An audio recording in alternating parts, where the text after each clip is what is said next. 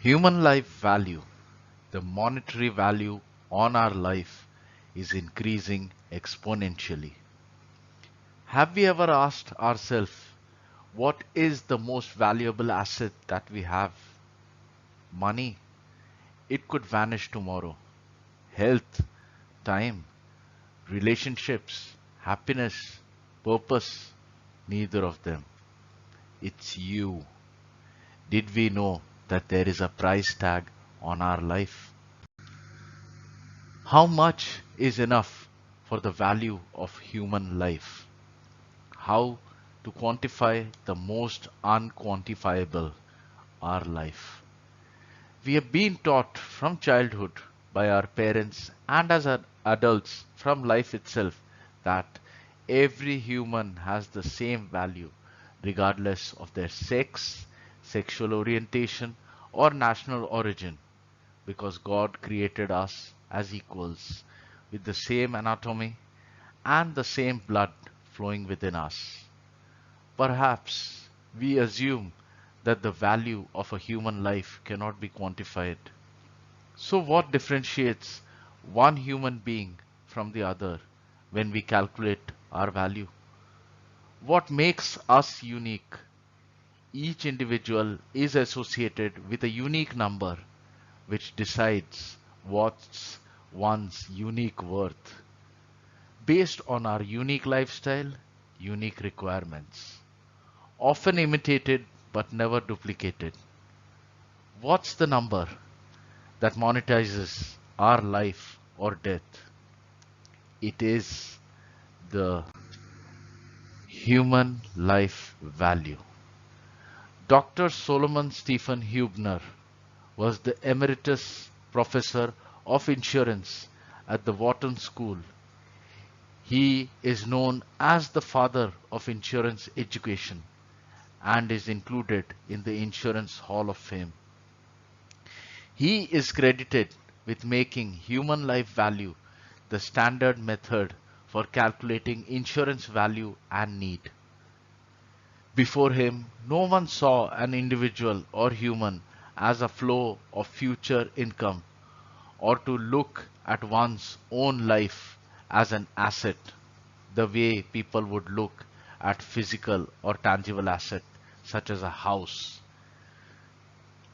He showed that people weren't taking into account the importance of fully underwriting their own value. He made people to think deeper than just buying life insurance to take care of final needs, but to expand one's thinking. Consider the value of your life. What our life means to us and to our family. One's own need for finances is huge. What is the value of our life? What is human life value? Human life value is a number that tells the present value of future income, expenses, liabilities, and investments. It is the rupee value of our economic worth in terms of what we create for the people who depend on us. It covers home loan, monthly expenses, children's educations, auto loan, parents' care, children's marriage, medical expenses, to name a few. Human life value is derived from the rupees we earn today. The number is taken usually to understand how much wealth or money we would accumulate in our lifetime and also how much would we need to secure the lives of our dependents while retaining their current lifestyle and fulfilling their life goals if we were to pass away sooner than later. This number could also be called our lifetime income potential. We are an unlimited being with infinite potential. Our current earnings do not adequately represent everything we can create. We have an unlimited capacity to bring in income because we have an unlimited ability to produce value for others. We assume and think our life is predictable and will progress gradually, and we will end up at a certain level in the future. But as we develop our ability to provide value to others, we'll have breakthroughs where our future income won't be linear but instead be exponential and end up way higher in the future where we never imagined or expected. Today's human life value calculation cannot predict how we'll develop beyond our current state. How can we assess our human life value? It takes into account various factors such as our age, our gender, annual income, our monthly expenses such as housing, travel, medical, food, education, lifestyle, etc., our current savings, any loans or debts we may have, possible future expenses such as child's higher education, child's marriage, buying a house, etc., the age when we wish to retire, details of our existing life insurance cover, and longevity. That is, how long are we going to live? It is important for us to remember that our human life value will keep changing. These changes usually occur at different stages of life depending on our life stage, our annual income, and our family condition.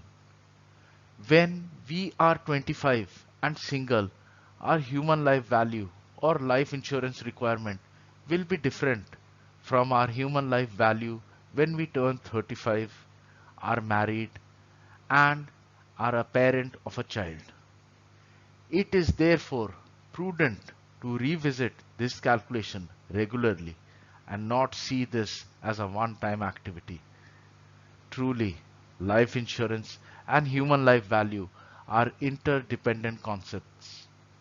Most of us have a sense that our lives have inherent value. However, how often do we really consider the value of our human life and whether we are living up to that value? And the concept of the human life value approach is a useful, uninterrupted transition from one stage to another than just arriving at a calculation for life insurance purposes. How is human life value calculated? There are different ways by which human life value is calculated. Two of the most commonly used methods are the income replacement method and the need-based method. In the income replacement method, whatever income the family needs for support is covered by insurance. In the need-based method, the amount required to cover needs and goals in case of death of the sole breadwinner is calculated. Why is human life value important to us? God willing, nothing happens to us, but we still have that number associated with us. If our life were cut short, it is the rupee value of our economic impact in terms of what we create for the people who depend on us. That was interrupted by us not living our full lifespan to create it. An amount equivalent to the human life value should be available so that the people dependent on us can lead their life properly. This is the core of financial planning, which decides one's worth. Why do we need life insurance? It protects our human life value. There is never a time in our life that we do not have human life value. Our production capability extends throughout our entire life and even beyond when we create something bigger than ourselves. From the time we first start earning till our last breath and beyond, life insurance is the only financial instrument that fills the gap between our needs and accumulated funds, as we can see from the image. It reinforces the view that in its economic mission, life insurance is not limited to compensate for the loss of life, but extends to serve productive purposes and provide an economic security that motivates one to accomplish higher needs like dignity and self discovery, thereby finding greater meaning in life. All insurance, regarding of the type of coverage, has one mission. What would we pay for a one of a kind specimen like oneself? You are more than your weight in gold. As quoted by Warren Buffett, invest in as much of yourself as you can. You are your own biggest asset by far.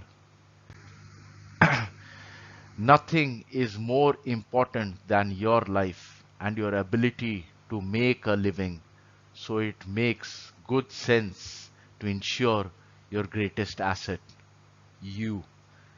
It builds a solid foundation in our personal economy. We all are capable of planning businesses worth billions, but when it comes to planning our own lives, we fall short. How many times do we discount our value? As quoted by Ben Feldman, you know, a man's life is the most precious thing in the world, isn't it? So, isn't it odd that a man will insure everything but his life? We look in the mirror each day and fail to comprehend our own worth. It's about protecting us, it's about protecting our human life value. Regard oneself as a treasure worth protecting. As quoted by Bachona Dilavayo, take care of yourself. You are your most valuable asset. To protect our one greatest asset enables us to reach our full potential. You are worth protecting. Before I conclude, human life value is a moving target, and to make it meaningful, we must review it once a year. The aim should be to get the broad trend right with the expectation that in the long term, the actual and estimate will converge. The number is just a starting point and must be put into context of our present ability to set aside money. We need to remain disciplined in the sense that at any point in time we should have planned in such a manner that in our absence our family will not need to compromise on their yet to be fulfilled needs. May the force of present value, of future income, expenses, assets, and liabilities be with you. Please go through the description for the sources for this presentation. I've shared the link to my next presentation, how our Indian culture affects consumption patterns of life insurance, at the end of this presentation. And do not forget to check out the playlist for more presentations. If there is something to gain and nothing to lose by asking, by all means ask. Thank you for taking the time to watch this presentation. I sincerely appreciate it. Namaste.